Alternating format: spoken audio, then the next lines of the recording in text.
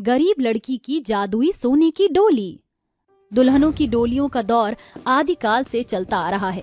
दूर दराज बसे बिजनौर गांव में आज भी दुल्हनों की डोलियों का रिवाज बना हुआ था। उसी गांव में रहने वाली कंचन और भागवत की इकलौती बेटी थी बिंदिया। एक सांझ कंचन भागवत से कहती है, बिंदिया के बापू, क्या बात है, आप इतने दुविधा में क्यों दिखाई दे रहे हैं? कंचन, जिस बाप के कंधे पर जवान बेटी के ब्याह का बोझ हो वो फिक्रमंद तो होगा ही। बिंदिया को छोड़कर सभी की बेटियों का ब्याह हो गया। मैं कितना बेबस बदहाल बाप हूँ जो अब तक बेटी का ब्याह भी न कर सका। अजी खुद को क्यों कोसते हो? हम तो बिंदिया के ब्याह की भरसक कोशिश कर ही रहे हैं, मगर दाम दहेज के कारण कहीं भी बात नहीं बन पा रही है। अपने माता पिता को परेशान देखकर बिंदिया मंदिर की सीढ़ियां चढ़कर शिवलिंग के सामने रोती बिलखती कहती है, हे भोलेनाथ, मेरे ब्याह के लिए पिताजी को इस कदर असहाय के असमंजसता में देखकर मेरा मन कुढ़ता है। भगवान, गरीब की बेटी के ब्याह में इतनी बाधा बढ़ाकर क्या हासिल हो रहा है आपको? बिंदिया की बातें सुनकर मंदिर के पुजारी कहते हैं, शिव शंभू पर दोष लगाने से भला ये है बेटी कि तुम अपने ब्याह के लिए 16 सोमवार का तप व्रत करो। देखना शीघ्र ही तुम्हारे ब्याह के द्वार खुल जाएंगे। पुजारी के कहने पर उस रोज के बाद से बिंदिया सप्ताह के प्रत्येक सोमवार को निर्जला व्रत रखने लगी। कई दिन बीत जाते हैं। शिवलिंग के सामने हाथ जोड़े बैठी बिंदिया कहती है, हे गौरीपति, आज आपके इस भक्त का 16 सोमवार का व्रत संपूर्ण हुआ। अगर मैंने सच्ची श्रद्धा भाव से आपको पूजा है प्रभु, तो मुझे इसका फल देना। ये कहकर बिंदिया घर चली आती है, जहाँ पर घर में रिश्ते वाले बैठे हुए थे।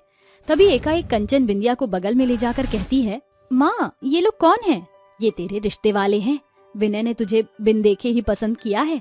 बहन जी, आपकी बेटी तो हमें एक ही नजर में भा गई। ये रिश्ता तो तय समझिए। अच्छा, अब इजाजत दीजिए। ये कहकर लड़के वाले चले जाते हैं। गुजरते समय के साथ शादी का पड़ाव पास आता देखकर कंचन कहती है, बिंदिया के बापू, बिटिया की शादी में सप्ताह भर भी नहीं बचा है। बिना पैसों के कैसे करेंगे हम बेटी का ब्याह? कंचन की बातें भागवत को गहरे शोक के सागर में डुबो देती हैं। वह आंसू बहाते हुए भोलेनाथ के मंदिर में आकर माथा पटकते हुए कहता है, हे कैलाशपति शिव शंभु, बिटिया के ब्याह में अब सप्ताह भर भी शेष नहीं रहा। हर एक जगह हाथ फैलाकर देख लिया प्रभु। अब इस बेबस बाप की बेटी की डोली आपको उठाना है। भागवत के आंसू शिवलिंग को सराबोर कर रहे थे। तभी शिवलिंग स्वर्णिम होने के साथ भागवत को भगवान भोलेनाथ का स्वर सुनाई देता है। भागवत, भयभीत ना हो। तुम्हारी बेटी बिंदिया मेरी आराधक है। वो दुल्हन भी बनेगी और उसकी डोली भी अवश्य उठेगी। मगर कैसे भगवान? मेरी दुख दुविधाएं आप भली भांति जानते हैं। मेरी विशाल प्रतिमा के पीछे एक डोली धरी हुई है। वो एक जादुई डोली है। वो यूं तो साधारण है, मगर जैसे ही तुम अपने मन की मनसा इसे सुनाओगे, ये साधारण डोली जादुई स्वर्णिम डोली में प्रकाशमान होकर तुम्हारी मांग को पूरा करेगी। एकाएक आवाज अंतर्ध्यान हो जाती है। भगवान के शब्दानुसार भागवत प्रतिमा के पीछे धरे डोली को घर ले आता है, जहाँ कंचन कहती है, अजी ये क्या? अभी ब्याह के एक भी साजबाज का बंदोबस्त नहीं हुआ और आप सबसे पहले डोली ले आए? कंचन, अब ये डोली ही साजबाज समेत शादी का सारा बंदोबस्त करेगी। ये बोलकर भागवत डोली से कहता है, हे जादुई सोने की डोली, इसी पल छिन अपने साधारण स्वरूप से सोने की जादुई डोली में ढल जा। भागवत के बोल के खत्म होते ही डील डॉल के साथ जादुई डोली पूरी तरह से सोने की हो जाती है। उसकी चमक से पूरा घर द्वार चकाचौंध हो रहा था। हे जादुई सोने की डोली, मुझे सोने के सिक्के दो ताकि मैं साजबाज से अपनी बेटी का ब्याह रचा सकूं। जादुई सोने की डोली के भीतर से सैकड़ों सोने के सिक्कों से पूरे घर में बौछार लग जाती है, जिसे देख कंचन की आंखें भौचक्की रह जाती हैं। अरे ये तो कमाल हो गया। ये जादुई डोली ने तो एक ही पल में हमारी दुविधा को दूर कर दिया। जादुई सोने की डोली से मिले सुनहरे सिक्कों को ले जाकर भागवत उन्हें बड़े तबके के सुनार के हाथों सौदा कराता है, जिससे शादी का सारा बंदोबस्त, घर की रंगाई पुताई से लेकर साजबाज तक की संपूर्ण पूरी तैयारी होती है। देर रात दोनों दंपत्ति आपस में बतियाते हुए कहते हैं, दहेज से लेकर लड़के वाले को जितना भी दाम देना है, जादुई सोने की डोली के सहारे सारा पुख्ता प्रबंध हो गया। 2 दिन दूरी के खात्मे के साथ शादी का दिन दस्तक देता है और भागवत कहता है, बिंदिया की माँ 12 ठीक सांझ के 6 बजे दरवाजे पर दस्तक देगी। बिटिया का साज श्रृंगार समय से कर देना। हाँ, आप जाकर इन गहनों को पॉलिश करवा लाइए। अरे बौर आ गई हो क्या?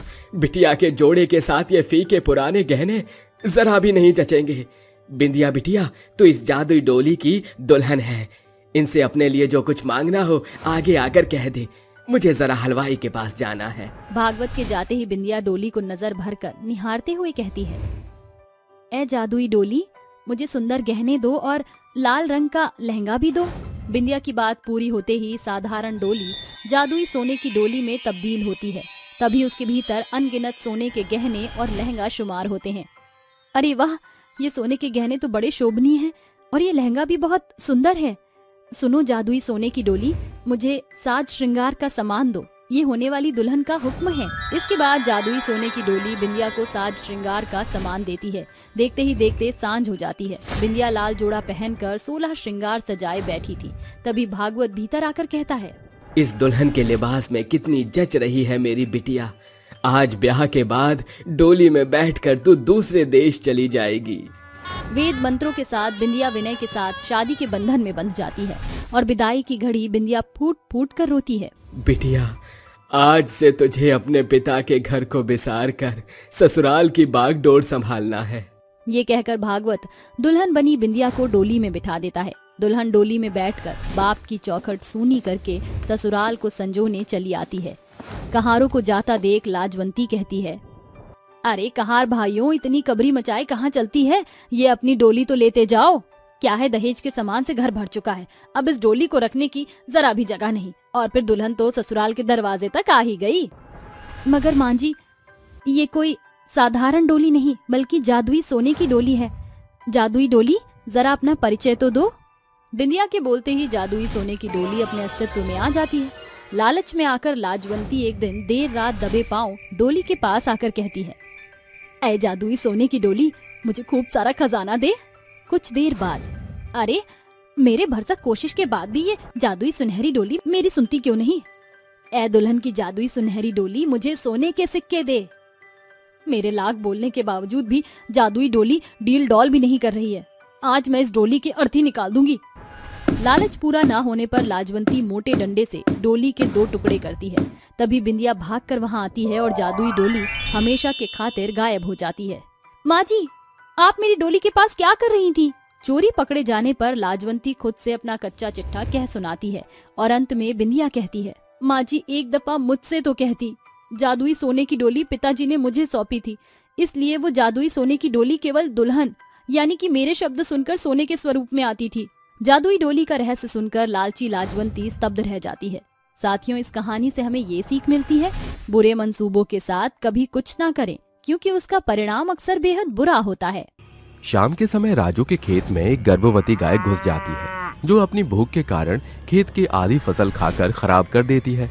वहीं उस खेत का मालिक राजू गाय को फसल खाते हुए देख लेता है और डंडा लेकर उसे मारने लगता है। अरे तेरी हिम्मत कैसे हुई मेरी फसल को खराब करने की? कितनी मेहनत करी थी मैंने, अब तो मैं तुझे छोड़ूंगा नहीं। ऐसा कहकर राजू उस गर्भवती गाय को डंडे से मारने लगता है, जिसके बाद वो गर्भवती गाय घायल हो जाती है और चिल्लाती है। तभी बूढ़ी चुड़ैल आकर कहती है, तूने मेरी गर्भवती गाय को डंडे से मारा, अब तू गया, छोड़ूंगी नहीं मैं तुझे। देख तेरा क्या हश्र करूंगी, मार डालूंगी। तू 2 कौड़ी की बुढ़िया थकी हुई चुड़ैल मेरा क्या हश्र करेगी? हाँ, जान है तुझ में? नहीं है तो छड़ी पकड़ ले, अगले साल तक तो तू पहुंच जाएगी। तू जानता नहीं है, मैं बुढ़िया तो हूँ मगर एक चुड़ैल भी हूँ। अगर कोई भी मेरी गर्भवती गाय को परेशान करता है तो मैं उसे जिंदा नहीं छोड़ती हूँ। इतना कहते ही चुड़ैल उसे हवा में पटकती है और बेरहमी के साथ मार डालती है। अगले दिन राजू का मृत शरीर देखकर गांव के लोग डर जाते हैं और कहते हैं, बूढ़ी बाबा, ये राजू को इस तरह किसने मार डाला? हो न हो, लेकिन राजू की मौत देखकर ऐसा लगता है कि ये जरूर किसी चुड़ैल का किया धरा है, जिसने बड़ी बेरहमी से मार डाला। राजू की मौत तो सिर्फ शुरुआत थी। गांव में मौत का खेल होना तो अभी बाकी था। आखिर कौन वो चुड़ैल थी जो एक गर्भवती गाय के लिए उसने राजू को मार डाला? आखिर दोनों के बीच ऐसा क्या रिश्ता था जानने के लिए कहानी के दिलचस्प पहलुओं को सुलझाते हैं। अगले दिन वो गर्भवती गाय फिर भूख से व्याकुल होकर आवाजें निकालने लगती है। तभी वो बूढ़ी चुड़ैल उस गाय को सहलाने लगती है और कहती है, तुम्हें बहुत भूख लगी है ना, ये लो चारा खाओ। चुड़ैल अपने हाथ से एक एक चारा उस गाय को खिलाती है, जिसके बाद उस गर्भवती गाय को और भूख लगती है। तभी चुड़ैल उसे किसी और के खेत में ले जाकर चारा खाने के लिए छोड़ देती है। गर्भवती गाय उस खेत की भी फसल को खराब कर इधर उधर से खा लेती है, जिसे देखकर गांव के 2-3 लोग आ जाते हैं और गाय को भगाने के लिए उस पर पत्थर बरसाने लगते हैं, जिसके बाद वो गर्भवती गाय घायल हो जाती है। उसे घायल देख बूढ़ी चुड़ैल गांव के लोगों पर गुस्सा करते हुए कहती है, तुम लोगों ने मिलकर मेरी गर्भवती गाय को मार कर घायल करने की कोशिश की ना, अब मैं तुम्हें जिंदा नहीं छोड़ूंगी। मेरी गाय ने जितना दर्द सहा है उससे ज्यादा दर्द मैं अब तुम्हें दूंगी। मरने के लिए तैयार हो जाओ। अरे भागो भागो, अरे ये चुड़ैल हमारी तरफ आई, उससे पहले निकलो खेत से भाइयों। अरे हाँ, नहीं बिल्कुल बिल्कुल। ऐसे कैसे भाग रहे हो, पहले मैं तुमसे निपट तो लूं। ये बोलकर चुड़ैल उन लोगों को हवा में उछालकर जमीन पर पटकने लगती है। उसके बाद वो उन्हें बहुत मारती है। उसके बाद वो तीनों लोग मर जाते हैं।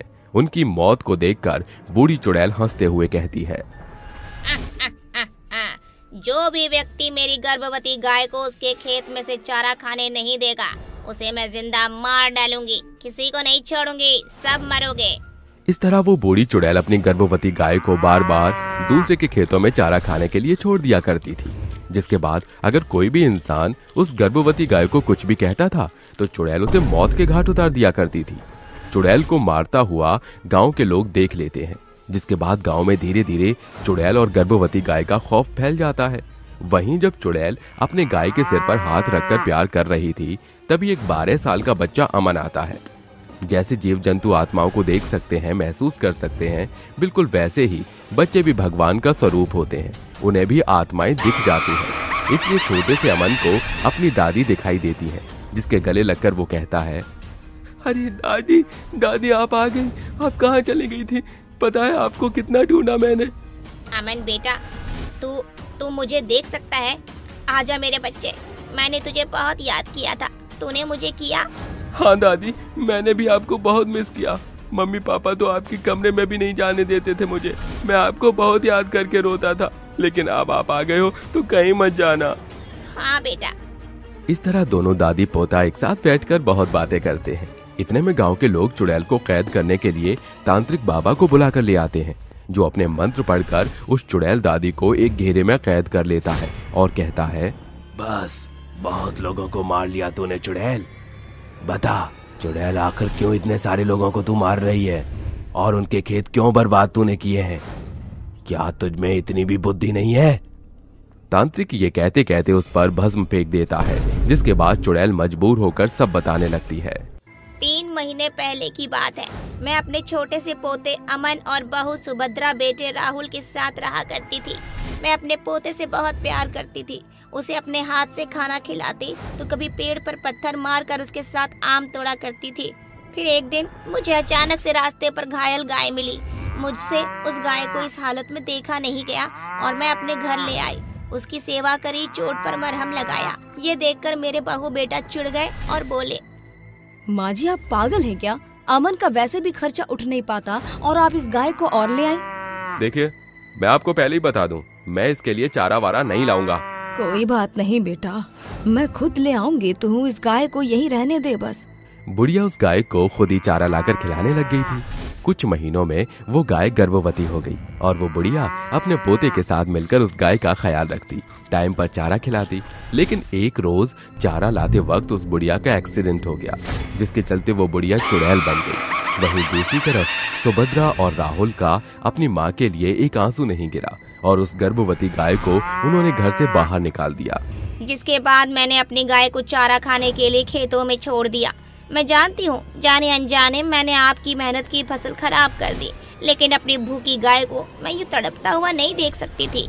बहुत बुरा किया तूने, लेकिन तुझे जाना होगा। अभी तुझे भस्म करता हूँ मैं। नहीं नहीं नहीं, अरे मेरी दादी को कुछ मत करो, वो बहुत अच्छी है। वो मेरा और गाय का बहुत ख्याल रखती है, उन्हें कुछ भी मत करो। दादी आप कहीं मत जाना। ये कहकर अमन अपनी चुड़ैल दादी से लिपट जाता है। इतने में उसके बहू बेटे भी आ जाते हैं और उसकी तकलीफ समझकर उससे माफी मांगने लगते हैं। माँ जी, मुझसे बहुत बड़ी गलती हो गई। मैंने आपके साथ बहुत बुरा किया। मैं उसके लिए आपसे माफ़ी मांगती हूँ। आपसे और आपकी गाय से मैं इस गाय को अपने साथ रखूंगी और उसकी सेवा करूंगी। हाँ माँ, मुझे माफ कर दो। घमंड में आकर मैं पागल हो गया था, लेकिन अब से माँ ये गाय हमारे साथ रहेगी और इसका जो बच्चा होगा वो भी हमारे साथ ही रहेगा। आप निश्चिंत रहिए। आज मैं बहुत खुश हूँ। मुझे जो चाहिए था वो सब मिल गया और मेरे बेटे बहू ने गर्भवती गाय को भी अपना लिया। मुझे चिंता करने की कोई जरूरत नहीं है। और हाँ, अमन को खूब पढ़ाना लिखाना। अब मैं चलती हूँ। आप सबको मैंने जो तकलीफ दी है उसके लिए मुझे क्षमा करना। दादी, दादी नहीं, आप कहीं नहीं जाओगी। चुड़ैल दादी अपने पोते को समझाकर हमेशा के लिए गांव को छोड़कर चली जाती है। रामपुर गांव में अंजलि नाम की एक लड़की अपनी माँ सुशीला के साथ रहती थी। अंजलि अब शादी के लायक हो चुकी थी और उसकी माँ अंजलि के लिए एक से एक लड़के को ढूंढने लगी। अगर उसको देखने वाला कोई भी आता, या तो वो लड़का उसको रिजेक्ट कर देता था या फिर उसकी फैमिली उसको रिजेक्ट कर देती। इसके पीछे का रीजन था उसके लंबे बाल। उस लड़की के इतने लंबे बाल थे कि उसको लोग रिजेक्ट करके चले जाते, लेकिन वो लड़की अपने बालों की वजह से बेहद खूबसूरत लगती थी। ऐसे ही समय बीतता गया, लेकिन अंजलि को कोई भी पसंद करके नहीं जा रहा था। वो बेचारी दुखी होते हुए अपनी माँ से बोलती है, माँ, कहते हैं कि इस दुनिया में किसी न किसी के साथ हर किसी की जोड़ी बन के आती है। मेरी जोड़ी यहाँ पर नहीं है। क्या मेरे लिए ऐसा कोई भी लड़का नहीं बना जो मुझसे शादी कर सके? अरे नहीं बेटा, ऐसा कुछ नहीं है। भगवान ने तुम्हारे लिए बहुत ही अच्छा लड़का ढूंढा होगा और इसीलिए शायद अभी तक किसी भी लड़के से तुम्हारी शादी नहीं हुई है। अब तो चिंता मत कर, कल सुबह एक लड़का और तुझे देखने आ रहा है। अगले दिन अंश अपनी माँ सुनीता के साथ अंजलि के घर आता है और तब अंजलि अपने बालों को अच्छे से कवर करके ऊपर की तरफ बांध लेती है, जिससे कि उन्हें ये पता ही नहीं चल पाता कि अंजलि के बाल काफी लंबे हैं। अंजलि बेहद खूबसूरत थी। उसकी खूबसूरती के चलते अंश और सुनीता ने अंजलि को पसंद कर लिया और अगले एक हफ्ते में सुनीता ने अपने बेटे अंश की शादी अंजलि से करवा दी। जब शादी की पहली रात अंजलि अपने कमरे में बैठी हुई थी, तब वहां पर अंश आता है और उसका घूंघट हटाकर उसके बालों में अपना हाथ फेरने लगता है। तभी उसके बाल खुल जाते हैं। जब वो देखता है कि अंजलि के बाल काफी लंबे, काले और घने थे, ये सब देख अंश बोलता है, ओह माय गॉड, तुम्हारे बाल इतने लंबे, मैं तो डर ही गया। उसकी ये बात सुनकर अंजलि रोने लगती है और अंजलि को रोता हुआ देख अंश उसके आंसू पोंछते हुए उससे बोलता है, अरे अरे अंजलि, क्या हुआ? क्या हो गया? तुम रोने क्यों लगी? मैंने तो तुम्हें ऐसा कुछ बोला भी नहीं जिससे कि तुम्हें बुरा लगे। अंश, मेरे इस लंबे बालों की वजह से ही मुझे कई लड़कों ने रिजेक्ट किया है। उन्हें मेरी खूबसूरती तो पसंद आती, लेकिन उन्हें मेरे लंबे बाल पसंद नहीं आते और इसीलिए मेरे ना जाने कितने रिश्ते टूट गए। मैं और मेरी माँ, हम दोनों ने आपसे और मम्मी जी से ये बात छुपाई कि मेरे इतने लंबे बाल हैं। अरे अंजलि, तुम्हारे इतने लंबे बाल हैं तो इसमें तो बहुत अच्छी बात है। तुम इनको आज के बाद बिल्कुल मत छुपाना। इतना कहकर अंश उसको गले से लगा लेता है और वो दोनों सो जाते हैं। अगली सुबह जब अंजलि अपने बालों को संवार कर अपने सास को चाय देती है, तब उसकी सास उसके इतने लंबे बाल देख हैरान हो जाती है और चिल्लाते हुए बोलती है, हे भगवान, किसी लड़की के इतने लंबे बाल कैसे हो सकते हैं? अगर किसी के इतने लंबे बाल हैं तो वो कोई इंसान नहीं बल्कि एक डायन है। पर मम्मी जी, क्या हुआ? आप इस तरह क्यों चिल्ला रही हो? धोखा, तेरी माँ ने हमसे धोखा किया है। तेरे इतने लंबे डायन जैसे बाल हैं, हमसे ये बात छुपाई गई। अपनी सास के ताने सुनकर अंजलि रोने लगती है और नीचे का शोर सुनकर अंश नीचे अपने घर के हॉल में आता है और अपनी माँ से बोलता है, माँ, इस तरह शोर क्यों मचा रही हो? आखिर तुम सुबह सुबह इतना क्यों चिल्ला रही हो? बेटा देख, हमारे साथ धोखा हुआ है।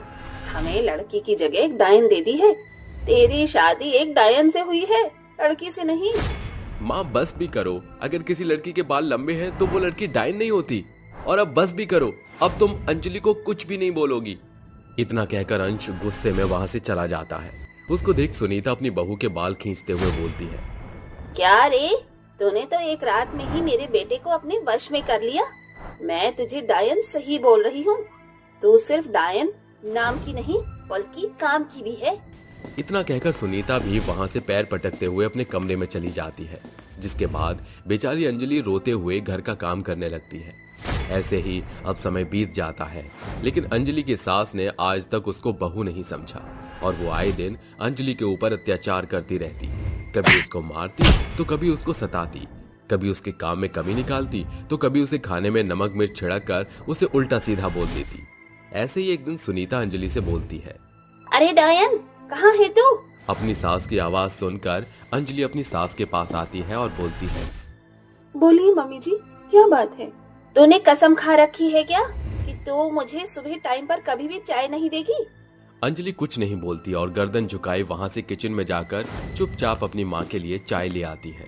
जैसे ही सुनीता अपने मुंह में चाय डालती है तभी मुंह से वो चाय फेंक देती है और बोलती है, आय हाय, छी छी छी, इतनी गंदी चाय मैंने आज तक नहीं पी। तुझे तो अपने बाल संवारने से ही फुर्सत नहीं मिलती, तो तू चाय क्या बना कर देगी? रुक जा, आज तू मैं तेरे बालों को ही खत्म कर देती हूँ। सारी की सारी जड़ तेरे बाल है ना रहेगा बास, ना रहेगी बांसुरी। इतना कहकर सुनीता अंजलि के बालों को काटकर बिल्कुल छोटा छोटा कर देती है। ये देख अंजलि फूट फूट कर रोने लगती है और रोते हुए अपने कमरे में चली जाती है। शाम को जब अंश वापस अपने घर आता है तब वो अंजलि को ऐसी हालत में पड़ा हुआ देख गुस्से में अपनी माँ के पास जाता है और बोलता है, माँ, तुम्हें बिल्कुल भी शर्म नहीं आई? तुमने अपनी बहू के सारे बालों को ऐसे काट दिया। जाओ जाकर उसकी हालत देखो। तुम्हें तो मुझे अपनी माँ कहते हुए भी शर्म आ रही है। अगर अंजलि की जगह आज तुम्हारी बेटी के साथ ऐसा हुआ होता तो तुम क्या करती? सुनीता कुछ नहीं बोलती और अपनी चद्दर तानकर सोने लगती है। ये सब देखकर अंश को बहुत ही बुरा लगता है और वो अगली सुबह अपनी बीवी और अपने सामान के साथ घर छोड़कर जाने लगा। तभी वहां पर सुनीता आती है और उसको रोकती है, लेकिन अंश नहीं रुकता और वो अपनी बीवी का हाथ पकड़ के बाहर की तरफ जाने लगता है। सुनीता भागते हुए आ रही थी कि तभी सुनीता का पैर सीढ़ियों से फिसल जाता है और वो गिर जाती है। ये देख अंजलि भागी हुई अपनी सास के पास जाती है और डॉक्टर को बुला लेती है। थोड़ी देर बाद जब डॉक्टर आता है तो वो सुनीता का इलाज कर देता है। ये सब देख कर कि उसके साथ इतना अत्याचार करने के बाद भी अंजलि उसकी इतनी सेवा कर रही है, सुनीता रोते हुए अंजलि से बोलती है, बहू, मैंने तेरे साथ कितना बुरा बर्ताव किया, लेकिन फिर भी तू मेरी इतनी सेवा कर रही है, मुझे माफ कर दे बहू। नहीं माँ, आप ऐसा मत बोलिए प्लीज। अंजलि अपनी सास को माफ कर देती है और अब सुनीता, अंश और अंजलि तीनों एक साथ खुशी खुशी अपने परिवार के साथ रहने लगते हैं। बेशर्म बहू। 60 वर्षीय अजीत घड़ी की ओर नजरें गड़ाए हुए अपनी बेटी के घर लौटने का इंतजार कर रहा था। तभी एकाएक नशे में धुत एमी लड़खड़ाते कदमों से घर में चली आती है। एमी को नशे में धुत देख अजीत उखड़े हुए स्वर से कहता है, अरे आज फिर इस लड़की ने इतनी बेहिसाब पी ली है, किसे चलने का भी होशो हवास तक नहीं। Dad, take a chill pill, dad. Amy के बुरे शहरी शौक से परेशान अजीत की आंखों की नींद गायब हो चुकी थी। अगली सुबह, गुड मॉर्निंग डैड। फटाफट से अपना सामान पैक कर लो, आज हम बुलंदशहर गांव जा रहे हैं। But why? ऐसे अचानक क्यों? क्योंकि अगले 1 सप्ताह में तुम्हारी शादी है। Are you gone mad dad? बिना मेरी मर्जी के मेरी शादी तय करने की आपने सोची भी कैसे? तुम्हें छूट देने का नतीजा मैं पहले ही बहुत भुगत चुका हूँ। मैं तो इस सोच से बुलंदशहर छोड़कर मुंबई आया था कि तुम यहाँ रहकर अपनी स्वर्गवासी माँ के सदमे में न डूब जाओ। शायद अब तुम्हें गांव की मिट्टी ही वो संस्कार दे सकेगी जो मैं लाख कोशिशों के बावजूद भी न दे पाया। बाप बेटी के बीच बड़ी बहस होती है। अंत में थक हार कर एमी को अपने पिता अजीत के साथ बुलंदशहर आना पड़ता है, जहां अजीत उसकी शादी सरस्वती के बेटे अमन से कर देता है और विदाई के वक्त हाथ जोड़कर उसकी सास सरस्वती से कहता है, समधन जी, मेरी बेटी बचपन से सयानी होने तक शहर में रही है, इसलिए इसे गांव में घुलने मिलने में समय लगेगा। इस बीच अगर इससे कोई भूल हो जाए तो बेटी समझकर भुला दीजिएगा। अरे फिक्र मत कीजिए समधी जी, अब एमी मेरी जिम्मेदारी है। बारात बहू एमी समेत वापस लौट आती है। और सरस्वती एमी की आरती कर ही रही होती है कि वो झटके से घूंघट उठाकर कहती है, अरे सासू मॉम, बंद करो ये तामझाम। ससुराल में आई हूँ, सरहद की सीमा पर लड़ाई लड़ने नहीं जा रही। एमी बिना किसी रस्म को पूरा किए सोफे पर जाकर पसर जाती है।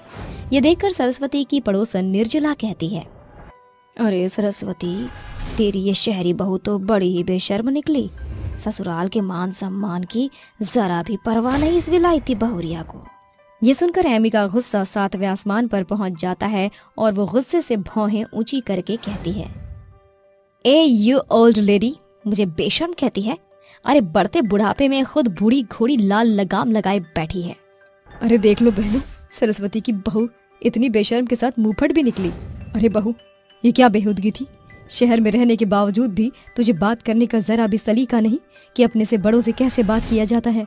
सासू मॉम, मुझे अबला बहू समझने की भूल मत करना, क्योंकि मैं सचमुच में बड़ी बेशर्म बहू हूँ। ऐसा कहकर एमी सोने चली जाती है। अगली सुबह वो शॉर्ट नाइट गाउन पहनकर मुंडेर पर चढ़ जाती है।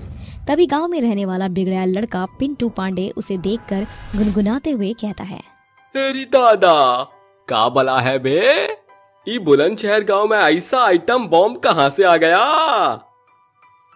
एक के बाद एक करके गांव के सभी लड़के सरस्वती के घर के आगे डेरा जमाकर खड़े हो जाते हैं। ये देख सरस्वती कहती है, आखिर ये सारे छिछोरे कर क्या रहे हैं? सरस्वती जैसे ही ऊपर देखती है तो अपनी बहू को देखकर स्तब्ध रह जाती है। गुड मॉर्निंग बुलंदशहर के बॉयज, मुझसे मिलो, मैं हूँ तुम सबकी भाभी, मगर प्यार से तुम मुझे एमी कह सकते हो। अरे मुस्टंडो, बेशर्म, यूं घूर घूर कर क्या ताक रहे हो? मेरी बहू को है, चलो भागो यहाँ से। उनके जाते ही सरस्वती अपनी बहू को नीचे बुलाती है और एमी सोफे पर पसरी कहती है, हाय गर्मी, अरे कोई एसी चलाओ रे। सासू मॉम, जरा एसी ऑन कर दो, बड़ी गर्मी लग रही है। तू तो ऐसे बर्ताव कर रही है जैसे कुछ नहीं हुआ। क्यों माँ जी, कुछ हुआ है? बेशर्मी की भी हद होती है। बहू, ये मत भूल के तू इस घर की इज्जत है। अरे ये तेरी सपनों की नगरी बम्बई शहर नहीं, बुलंदशहर गांव है। ऐसे आधे अधूरे कपड़े पहनकर मुंडेर पर चढ़ने की क्या जरूरत थी? सासू माँ, आप फिर शुरू हो गई। अब मैं इतनी सुंदर हूँ तो क्या करूँ? बहू, अपना ये शहरी स्वर छोड़कर जरा सा शर्म हया रख ले। तेरी इस सास और ससुराल दोनों का सम्मान तेरे हाथ में है। सरस्वती के लाख समझाने के बावजूद भी एमी पर कोई असर नहीं होता। जहाँ एक और एमी अमन से खींची खींची रहती थी, वहीं वो अब पिंटू पांडे के प्यार में पड़ने लगी थी। वो हर एक रात चोरी छिपे उससे मिलने जाया करती। अरे कब से राह देख रहा था तुम्हारा, कहाँ रह गई थी? तुम्हें पता तो है पिंटू, मेरी सास 12 बजे से पहले सोती नहीं। मैं अब और ही स्वांग नहीं रच सकती हूँ। क्यों ना हम दोनों यहाँ से दूर चलें? और तुम्हारे पति का क्या? अरे मुझे वो उजड़ा चमन जरा भी पसंद नहीं। मैं सारी उम्र तुम्हारे साथ रहना चाहती हूँ। ये सुनकर पिंटू अपने शातिर दिमाग में सोचकर सयाने की भांति बोलता है, ये सबसे सुनहरा मौका है अपनी बात रखने का। एमी, सिर्फ प्यार से पेट नहीं भरता, जिंदगी जीने के लिए पैसे की जरूरत पड़ती है। मैं भी 7 जन्मों तक तुम्हारा साथ चाहता हूँ, मगर अभी मेरे हाथ खाली हैं। बिना पैसों के हम कहाँ जाएंगे, क्या खाएंगे, कैसे रहेंगे, बताओ? बस इतनी सी बात, थोड़ा सब्र करो, बहुत जल्दी मैं सारा बंदोबस्त कर लूंगी। एक रोज सरस्वती एमी को पिंटू का हाथ पकड़कर बाजार में घूमता देख लेती है और घर आकर सरस्वती उसे जोरदार तमाचा जड़ती है। गुस्से में आकर एमी कहती है, हे यू ओल्ड लेडी, मुझ पर हाथ उठाने की तेरी हिम्मत कैसे हुई? अरे तू सचमुच में बेशर्म है। ब्याह के पहले दिन से मैंने तुझे बहू नहीं बल्कि बेटी बनाकर रखा, इसीलिए शायद तूने ससुराल का शासन जाना ही नहीं। अरे जानती भी है पति के रहते गैर मर्द के साथ घूमने वाली औरत को क्या नाम दिया जाता है? जानती भी है जिस पिंटू पांडे के प्रेम प्रसंग में तू पड़ी है वो इस गांव का गुंडा है। वो एक बिगड़ैल बेभाग इंसान है। अभी समय समझ जा। उस रात उनके सोने के बाद एमी तमाम रुपया पैसा और जेवरात लेकर भाग जाती है। पिंटू, देखो मैं तुम्हारे लिए सब कुछ छोड़कर चली आई। अरे बंद करिए बकैती और चुपचाप से सब कुछ मेरे हवाले कर दे। अरे ऐसे घूर क्या रही है? एड़े की एक्टिंग करके पेड़े खाना पिंटू की पुरानी आदत है, समझी? पिंटू एमी के साथ छीना छानी पर उतारू हो जाता है और कहता है, देख प्यारी, चुपचाप से ये पोटली पिंटू को दे दे। खाली पीली मुझे जोर जबरदस्ती पर मजबूर मत कर। पिंटू जैसे ही एमी के पास आता है, ऐन मौके पर सरस्वती वहाँ आकर उसे धकेलते हुए कहती है, नीच बदमाश, दूर हट मेरी बहू से। बुढ़िया, तू क्यों अपनी इस बेशरम बहू को बचाने की खातिर अपनी जान गंवाना चाह रही है? एकाएक दोनों के बीच हाथापाई होने लगती है। इस बीच पिंटू एमी पर बंदूक तान देता है, मगर बदकिस्मती से गोली सरस्वती को लग जाती है। पिंटू वहाँ से भाग चलता है और एमी अपनी सास को लेकर अस्पताल आकर आंसू बहाने लगती है। सारी गलती सरासर मेरी है। आज मेरी बेवकूफी के कारण सासू माँ की सास पर बनाई। क्या आप ही एमी हैं? आपकी सास आपको अंदर बुला रही हैं। वो अब सुरक्षित हैं। एमी दौड़ते भागते हुए भीतर आकर कहती है, माँ जी मुझे माफ कर दीजिए, मैं सचमुच में एक बेहुदा बहू हूँ। मैंने किसी भी रिश्ते की कदर नहीं की। बहू, सवेरे का भटका अगर सांझ को घर लौट आए तो उसको भूला नहीं कहते। तुझे तेरी गलतियों का पछतावा है, इतना ही बहुत है। गांव लौटकर एमी सभी से अपने बुरे बर्ताव के लिए माफी मांगती है और खुद को अपनी सास के अनुसार कहे सांचे में ढाल लेती है। साथ ही खुद को अपने पति के प्रति समर्पित करती है। एमी के बड़े बदलाव से कल तक जो पूरा बुलंद शहर एमी को बेशर्म कहकर कहता था, आज वही लोग उसकी तारीफों का बखान करते नहीं थकते। लंबे नाखून वाली चुड़ैल। नई नवेली मोनिका बहू आज की फैशनेबल लड़कियों में से एक थी, जिसे अपने नाखूनों से बहुत प्यार था। तभी वो सास सुनीता को चावल की थाल लाकर देते हुए कहती है, माँ जी मुझे माफ करना कि मैं आपसे ये बोलने वाली हूँ, पर क्या आप वो चावल बीन कर दोगी मुझे?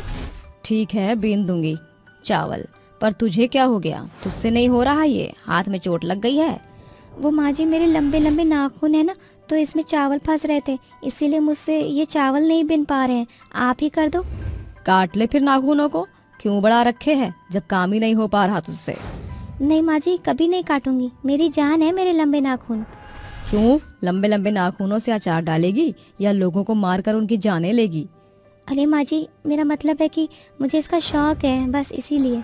अगले दिन जब मोनिका कपड़े धो रही थी तो कपड़े निचोड़ते वक्त उसका एक नाखून हल्का सा टूट गया और वो जोर से चीखने लगी। माँ जी जल्दी आइए, माँ जी देखिए क्या हो गया। अरे इतना क्यों चीख रही है? अब ये क्या हो गया, जरा देखूं जाकर। ये बोलती सुनीता मोनिका के पास पहुंचकर पूछती है, क्या हुआ बहू, तू इतना क्यों चीखी? माँ जी देखिए ना, मेरा इतना लंबा नाखून था और कपड़े निचोड़ते वक्त मेरी उंगली से टूट गया, अब आधा हवा झूल रहा है। तो काट ले वरना और दर्द हो जाएगा। आप पागल हो गई क्या? माँ जी मुझे अपने नेल से बहुत प्यार है और मैं इसे बिल्कुल नहीं तोड़ूंगी। आप कपड़े सुखा लो, मैं इसका फर्स्ट एड करके आती हूँ। ये बोलकर मोनिका अपने नाखून पर फूंक मारते हुए चली जाती है और सुनीता उसकी हरकतों से हैरान होकर उसके पीछे जाती है। ये बहू है या नौटंकी ले आई मैं, बस अपने नेल्स के पीछे पड़ी रहती है। आज तक मैंने जलने कटने घाव का फर्स्ट एड देखा था, जरा नाखूनों का फर्स्ट एड कैसा होता मैं भी देखूं। मोनिका अपने टूटे हुए नाखून को एल्फी से जोड़कर चिपका देती है और कहती है, वाह मेरा नाखून तो जुड़ गया, ये मजा आ गया। अरे माँ जी मैं आपके पास ही आ रही थी, अभी देखिए मेरा नाखून जुड़ गया। बहू तेरी शादी हो चुकी है, ये घर के काम करेगी तो नाखूनों के साथ यही होगा, इसीलिए काट दे वरना खाने में तेरे नाखूनों की गंध आएगी। माँ जी धरती फट जाए या आसमान निगल जाए या चाहे दुनिया भी खत्म हो जाए, तब भी मैं ये नाखून नहीं काटूंगी। मुझे तो अपने नाखूनों से बहुत प्यार है। मोनिका की बेतुक की बात सुनकर वो बिना कुछ कहे चली जाती है। सुनीता उससे कह भी क्या सकती थी। वक्त बीतता है, अपने नाखूनों को बचाने के चक्कर में वो घर के छोटे मोटे काम अपनी सास पर छोड़ दिया करती थी। वहीं आसपास के पड़ोसी भी उसके सास और पति को काफी कुछ बोला करते थे, जैसे कि अरे सुनीता तू अपनी बहू से कुछ कहती क्यों नहीं है? डायन जैसे नाखून बड़ा रखे हैं, कहीं तेरी बहू डायन ही तो नहीं? वैसे भी मैंने उससे रात में काली माता के मंदिर में देखा था। एक बात बोलूं सुनीता, मुझे तेरी बहू एक चुड़ैल डायन ही लगती है। हमेशा खुले बालों में रहती है, रात में भटकते हुए भी देखा, कहीं तेरे बेटे की शादी चुड़ैल से तो नहीं हो गई? हाँ, इसीलिए वो अपने नाखून कभी नहीं काटने देती। हो गया तुम्हारा भाषण, तो मैं जाऊँ। घर पहुंचकर सुनीता अपने बेटे को मोनिका के बारे में बताती है और कहती है, बेटा मैं उसके बारे में सुनकर थक चुकी हूँ, मुझे बिल्कुल पसंद नहीं है, काम भी मुझे ही करना पड़ता है सारे के सारे, और वो अपने नाखूनों को लेकर महारानी की तरह बैठी रहती है, मैं उसे और नहीं झेल सकती।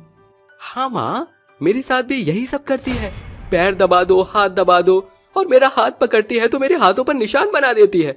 उसके नाखून गड़ गए मुझे, अब मैं मार डालूंगा उसे, ना रहेगा बांस ना बजेगी बांसुरी। ये सही है, और उसके बाद मैं तेरे लिए एक अच्छी गाँव की लड़की लाऊंगी जो नौकरों की तरह मेरी बातें सुने। ये बोलते ही दोनों कमरे में जाते हैं जहां वो अपने हाथों पर नेल पेंट लगा रही थी। तभी रोहन और सुनीता चुपके से उसके पास आते हैं और तकिए से उसका मुंह दबाकर मार डालते हैं। कुछ ही देर में दम घुटने की वजह से वो मर जाती है और दोनों कहते हैं, चलो माँ, इसका काम तमाम हो गया, अब इस लंबे लंबे नाखून वाली को ठिकाने लगाते हैं। हाँ बेटा। दोनों उसकी बॉडी को घसीट कर अपने घर के पीछे दफना देते हैं और वहाँ से चले जाते हैं।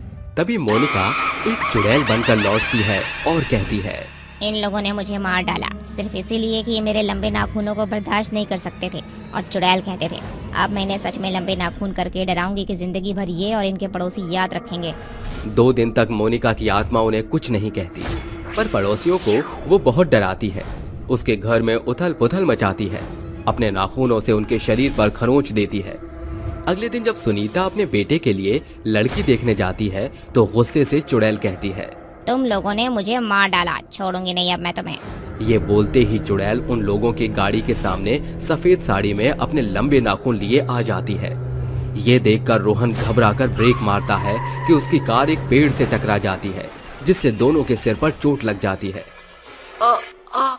माँ आप ठीक तो है ना? ज्यादा लग गई आपको तो? हाँ बेटा, हॉस्पिटल चल। ये बता, तूने गाड़ी ठीक से क्यों नहीं चलाई? क्या हुआ था? माँ पता नहीं, मेरी गाड़ी के सामने कुछ अजीब सा हुआ, जिससे मैंने डर के गाड़ी रोक दी और मैंने किसी को लंबे लंबे नाखून और खुले बाल सफेद साड़ी में देखा। जरूर तेरा वहम होगा। दोनों हॉस्पिटल जाकर अपने घर वापस आ जाते हैं और खाना खाते समय उनके आमने सामने की चीजें, कुर्सी, मेज हवा में उड़ने लगती है। घड़ी की सुइयां टिक टिक करती है और वहीं घर की लाइट कभी जलने बुझने लगती है, जैसे कोई तूफान आ गया हो। और कहते हैं, अरे बेटा ये क्या हो रहा है? अचानक से इतना तूफान बवंडर सा क्यों आ गया घर में? हाँ माँ, मुझे भी नहीं पता। तभी लाइट चली जाती है और दीवार पर चुड़ैल की परछाई में लंबे लंबे नाखून दिखाई देने लगते हैं। माँ, क्या मैं तो देख पा रहा हूँ? आपको भी वही दिख रहा है? हाँ बेटा, मुझे वो डरावने लंबे नाखून दिखाई दे रहे हैं। कहीं ये मोनिका ही तो नहीं? हाँ माँ जी, मैं ही हूँ। आप तो अपनी बहू को पहचान गई। अब देखना इन्हीं नाखूनों से आप दोनों का गला दबाकर मैं कैसे मारती हूँ। मुझे छोड़ दे बहू। मैंने कुछ नहीं किया। सब आपने ही किया है। आपको ज्यादा तकलीफ थी ना मेरे नाखूनों से? यूँ नहीं कि थोड़ा सा काम कर लो। अब देखो मैं कैसे तड़पा तड़पा कर मारूंगी।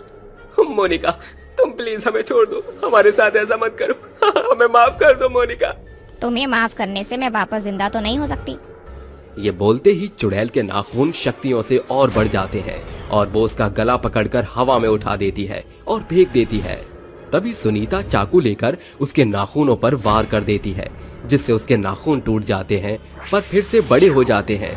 और वो कहती है, आपको क्या लगा था सासू माँ कि आप मेरे नाखून काटकर अपने बेटे को बचा लेंगी? ऐसा कभी नहीं हो सकता। बचाओ बचाओ, कोई है? मुझे माफ कर दे, मुझसे बहुत बड़ी गलती हो गई। मोनिका की ताकत इसके नाखूनों में होगी, तभी दोबारा बढ़ गए नाखून। मुझे माँ को बचाना ही होगा। ये बोलते ही रोहन चुपके चुपके रसोई की ओर जाता है और वहाँ से आग जलाकर चुड़ैल के नाखूनों पर डाल देता है, जिससे चुड़ैल तड़प तड़प कर कहती है, बचाओ बचाओ, मेरी शक्तियाँ जा रही हैं। रोहन, ये तुमने ठीक नहीं किया। मैं आऊंगी, वापस आऊंगी और किसी को नहीं छोड़ूंगी। धोखा हुआ है मेरे साथ। तुमने मोनिका कभी समझाई नहीं हमें। मैं तुम्हारे साथ ये बिल्कुल करना नहीं चाहता था। ये बोलते ही चुड़ैल जल जल कर भस्म हो जाती है और हमेशा के लिए चली जाती है। तभी माँ बेटे एक दूसरे को गले लगाकर कहते हैं, माँ आप ठीक तो है ना? हाँ बेटा, अच्छा हुआ जो तूने बचा लिया, वरना मैं तो मर ही जाती।